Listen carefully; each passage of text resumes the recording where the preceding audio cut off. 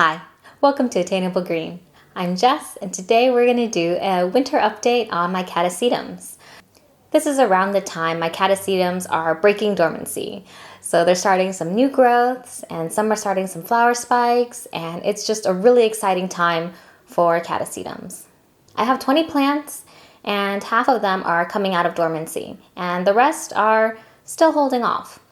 Although a lot of these plants are coming out of dormancy, I am not watering them. There's only a few that have an exception, and I'll explain why later. The standard advice for catasetums coming out of dormancy is that you hold off watering until the roots are at least 3 inches long and there is some leafing out of the growth.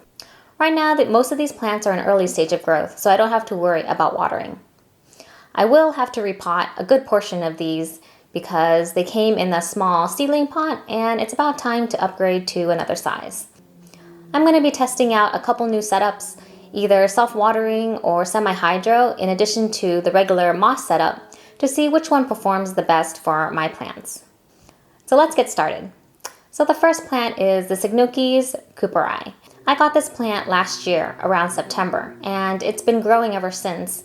It never went into dormancy, and I think maybe because it came from South America that it has a little bit of a seasonal change. Right now, it looks like it's starting a flower spike, so it's really exciting, and it's the most advanced growth that I have of all of the plants. This plant is definitely being watered every single day. I want to make sure that this one is well hydrated so that the flower spike can be as big and as showy as possible. The next one is the Catasetum Portuguese star crossed with lucis. This is the earliest plant coming out of dormancy out of all the ones that I have. It'll be a while before I need to water this one. The new growth has started to leaf out, and the roots are definitely starting to penetrate the media. The root system is very vigorous, and you can tell because there are a ton of roots coming out of the base. So I'm really excited to see this one grow. I'm not going to be repotting this one since it has been doing great in its current setup, and it was uppotted from last year. So it definitely has a lot of room for growth. The only thing is that I need to keep it in a very sturdy pot, otherwise it'll top over since it's very top heavy. The next plant is the Marmodia BCL vira. It looks like it's showing 3 new growths on one pseudobulb, so I'm curious to see how this one will develop. It's also starting to peek out one root, and I know further roots will be coming along. I think this one is probably going to be due for a repot. This is my Muniara Millennium Magic. This plant is a complex hybrid known for its black flowers. It has started a new growth, and I'm sure leaves will be coming out soon. Next is the Cloecia Gray Stun crossed with Marmodes Jumbobaccia. This one had 2 spikes growing in the wintertime, but unfortunately they aborted. Now it's growing a new growth, and I'm just excited to see this one grow. Next is the Cloecia Black Jade. This one has 1 new growth. My Cloecia Rebecca Northern crossed with Marmodes Mimi Wide Segments is also starting a new growth. The next couple of plants are really in its early dormancy stage. All of them are showing signs of growth, which is a small nubbin, but it's hard to tell if it's a new growth or a future flower spike.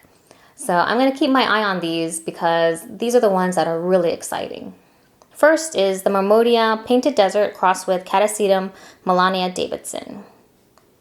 Next is the Catasetum Portuguese star crossed with Tigrinum SVU. Next is the Catasetum Orchid Glade crossed with Catasetum tigrinum. And last is the Cloecia Alexandra Salva. All of these look different than the previous plants because the new growth has more of a rounded tip instead of a pointed tip, which suggests to me that they're probably going to be flower spikes instead of new growths.